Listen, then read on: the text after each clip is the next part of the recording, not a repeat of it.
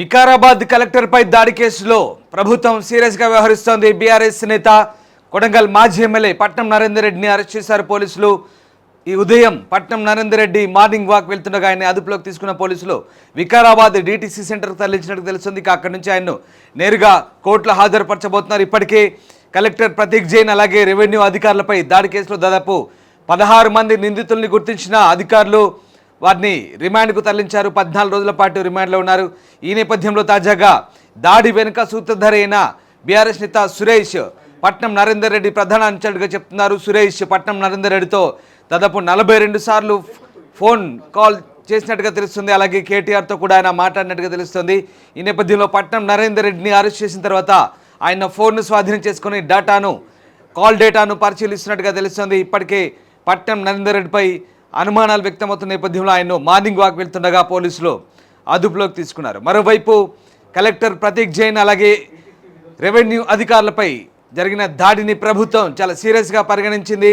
ముఖ్యంగా ఈ వ్యవహారంలో దాడికి పాల్పడ్డ నిందితుల వెనుక బీఆర్ఎస్ నేతల కుట్ర ఉందంటూ ప్రభుత్వం అనుమానిస్తుంది. ఈ నేపథ్యంలోనే ఖచ్చితంగా సీరియస్గా వ్యవహరిస్తామంటూ ముఖ్యమంత్రి రేవంత్ రెడ్డి చెప్తున్నారు. ఆయన ఢిల్లీలో మాట్లాడారు. కలెక్టర్పై దాడి వెనుక వికారాబాద్ ఘటనకు సంబంధించి ఎంతటి వారైనా సరే ఊచలు లెక్కట్టాల్సిందేనంటూ ముఖ్యమంత్రి చాలా సీరియస్ వార్నింగ్ ఇచ్చారు. ఎవరిని వదిలే ప్రసక్తి లేదంటూ ముఖ్యమంత్రి నిన్న గట్టి హెచ్చరికలు జారీ చేశారు. ముఖ్యమంత్రి రేవంత్ రెడ్డి ఏం మాట్లాడారో ఒకసారి చూద్దాం.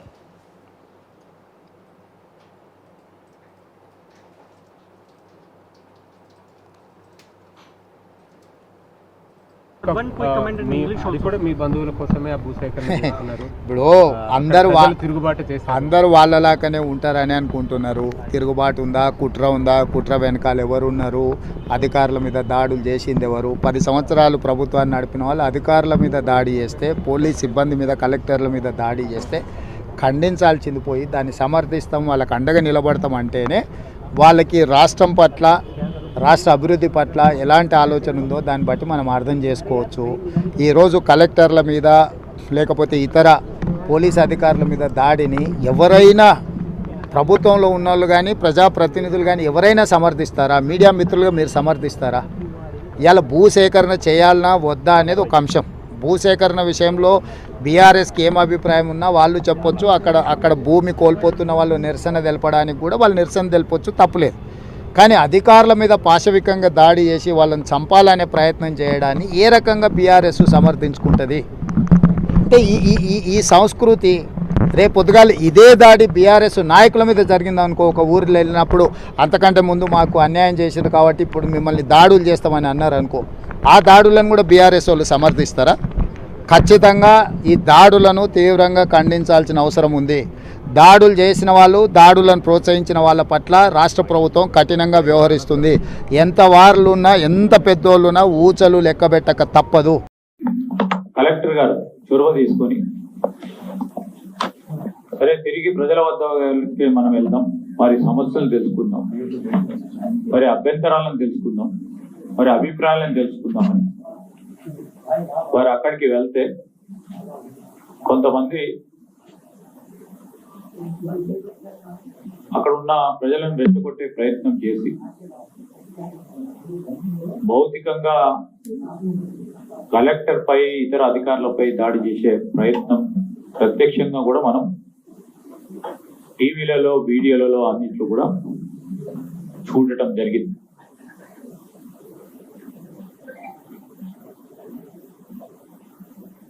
ప్రభుత్వం తరఫున వెనువెంటనే ఈ సంఘటన వివరాలను తెలుసుకునే ప్రయత్నం, దానికి తోడు విచారణ కూడా పూర్తి స్థాయిలో జరపాలని నిర్ణయం చేసి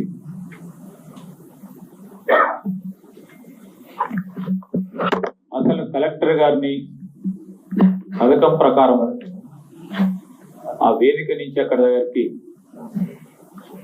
రమ్మని చెప్పింది ఎవరు, వచ్చిన తర్వాత దాడి చేసే ప్రయత్నం చేసింది ఎవరు, ఎవరి దమనకాండకు పాల్పడే కార్యక్రమాన్ని ఆలోచన చేసింది ఎవరు, దీని వెనుక ఉన్న కుట్రదారులు దానిపైన ఖచ్చితంగా విచారణ.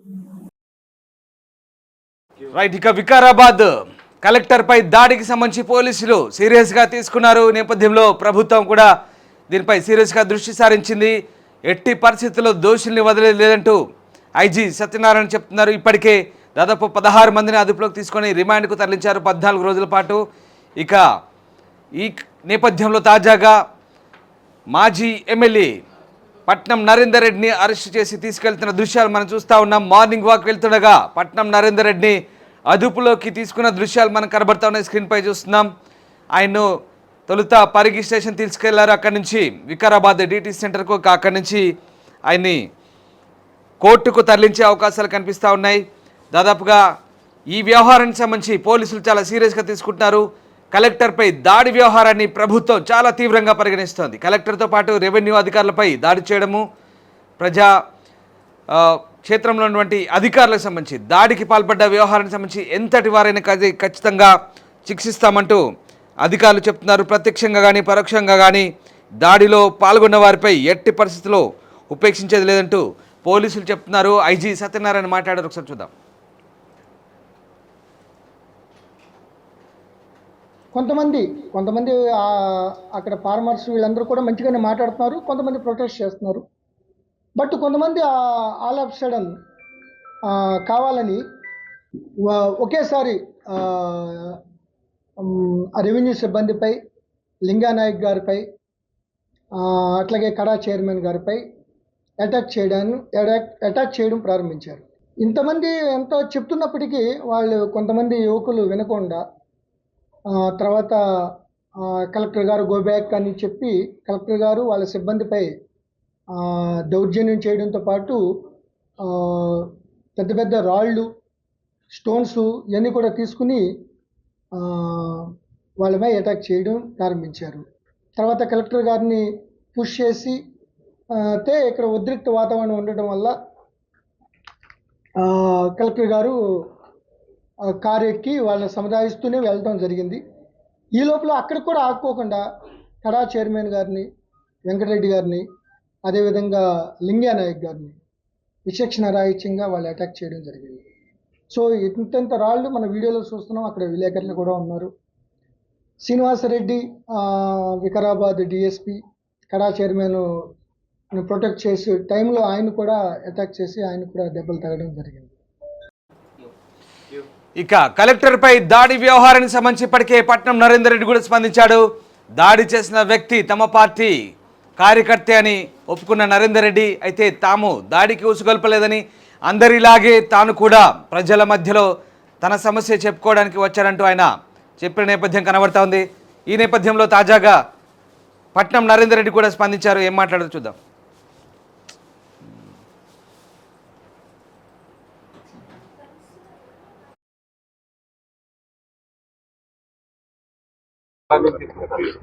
రాజకీయం ఇప్పుడు ఎన్నికలు లేవు, రాజకీయం చేయడానికి వీలు లేదు.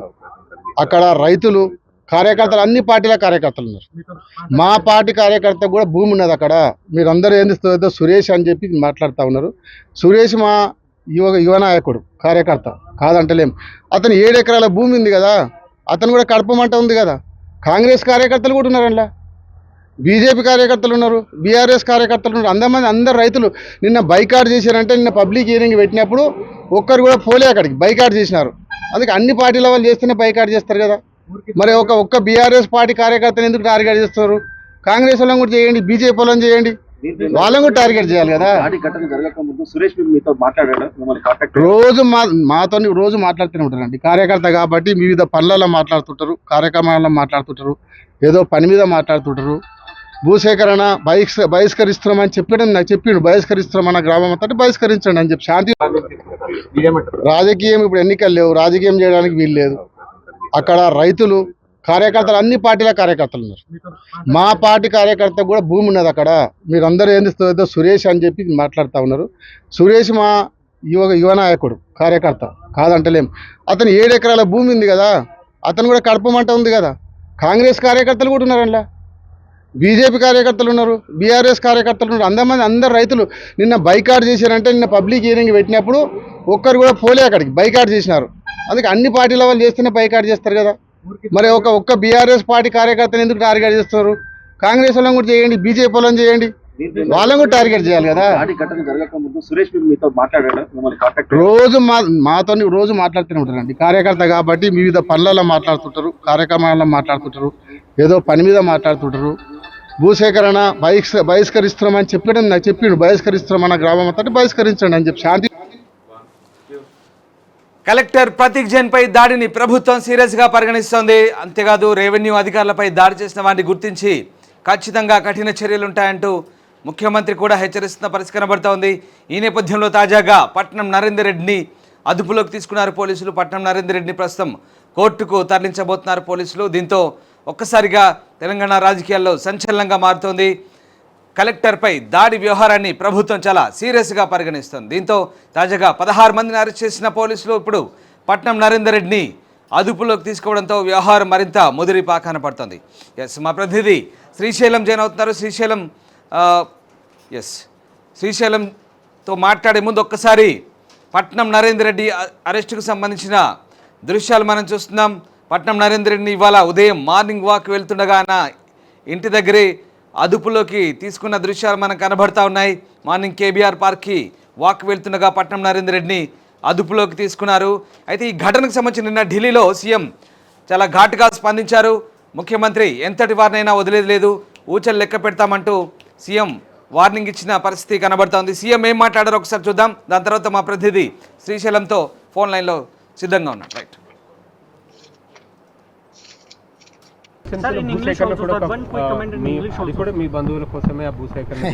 ఇప్పుడు అందరు వాళ్ళలాగానే ఉంటారని అనుకుంటున్నారు. తిరుగుబాటు ఉందా, కుట్ర వెనకాల ఎవరు ఉన్నారు, అధికారుల మీద దాడులు చేసింది ఎవరు? 10 సంవత్సరాలు ప్రభుత్వాన్ని నడిపిన వాళ్ళు అధికారుల మీద దాడి చేస్తే, పోలీస్ సిబ్బంది మీద, కలెక్టర్ల మీద దాడి చేస్తే ఖండించాల్సింది పోయి దాన్ని సమర్థిస్తాం, వాళ్ళకి అండగా నిలబడతాం అంటేనే వాళ్ళకి రాష్ట్రం పట్ల, రాష్ట్ర అభివృద్ధి పట్ల ఎలాంటి ఆలోచన ఉందో దాన్ని బట్టి మనం అర్థం చేసుకోవచ్చు.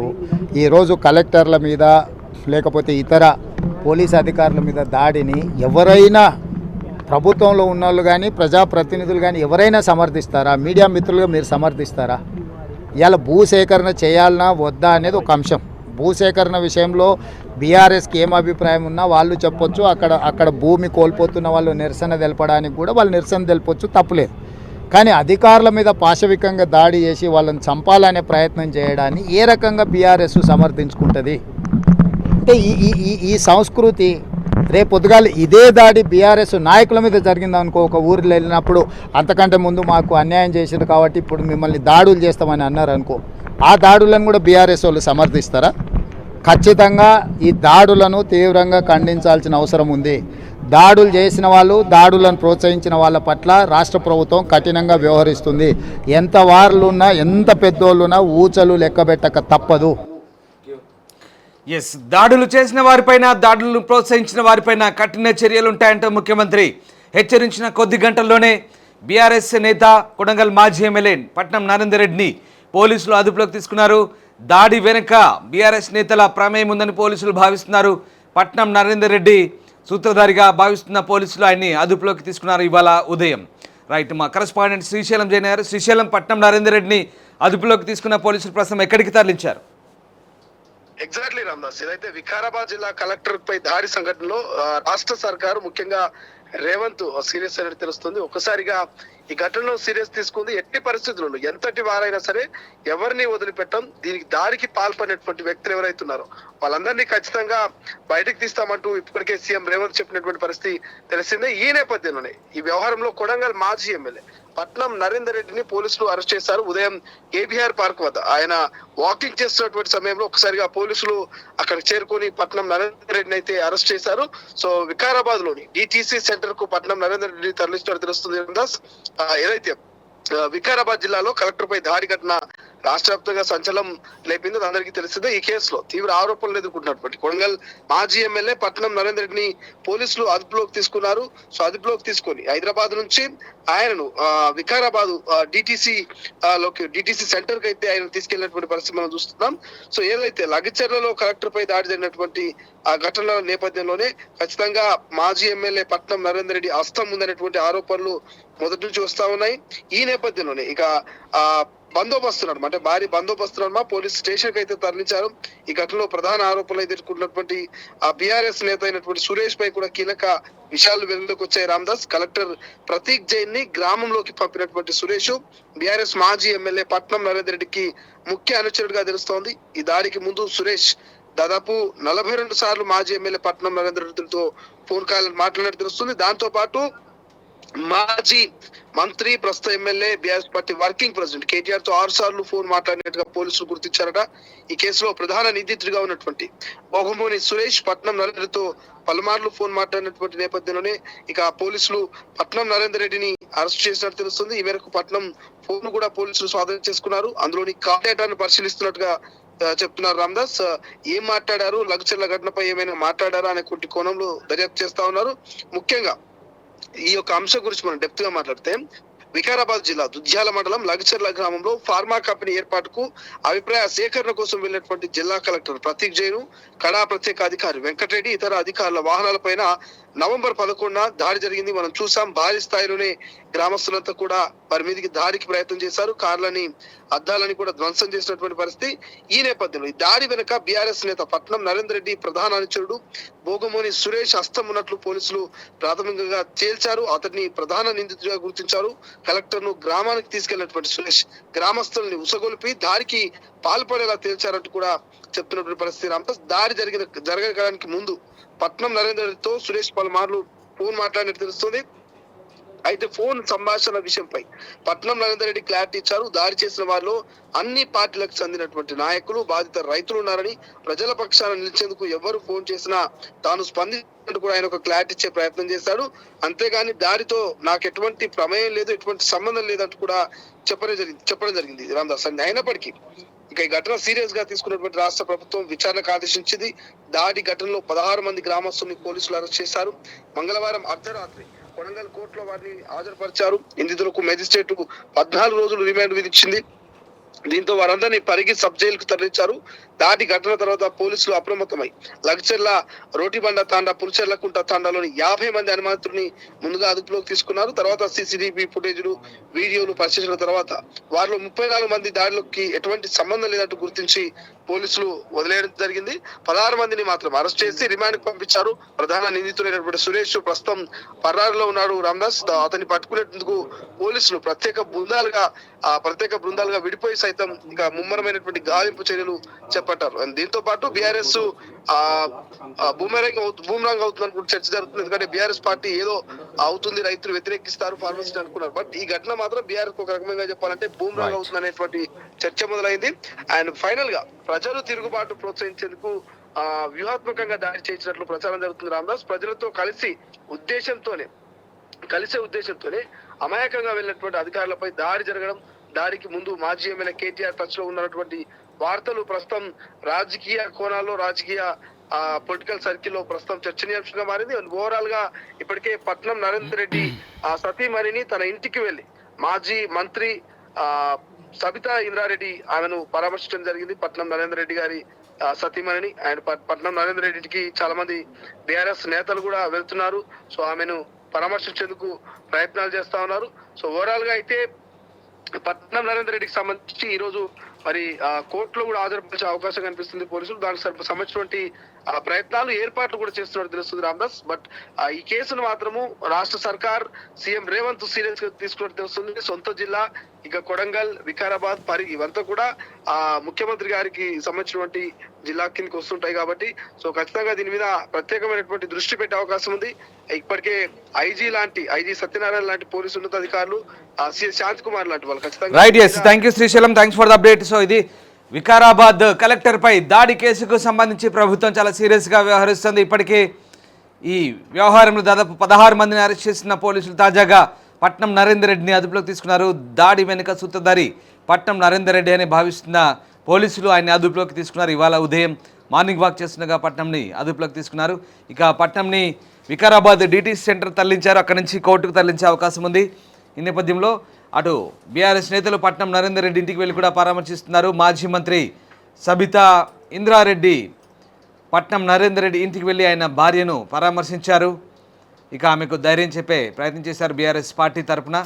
సో మొత్తం మీద సబితా ఇంద్రారెడ్డి, పట్నం నరేందర్ రెడ్డి భార్యను పరామర్శిస్తున్న దృశ్యాలు అవి. ఇవాళ ఉదయమే ఆయన్ని అదుపులోకి తీసుకొని పరిగి అట్నుంచి ఇక కోర్టుకు తరలించే అవకాశం ఉంది. సో ఆయన కోర్టులో ప్రవేశపెట్టే అవకాశం ఉంది. ఈ నేపథ్యంలో ఇప్పటికే అరెస్టుల పర్వం కొనసాగుతుంది. సర్కార్ కూడా చాలా సీరియస్గా వ్యవహరిస్తున్న నేపథ్యంలో పోలీస్ శాఖ ఈ అంశానికి సంబంధించి చాలా వేగంగా ముందడుగులు వేస్తుంది. అసలైన తొలి వెలుగు. ఫాలో వాట్సాప్ @తొలి వెలుగు official.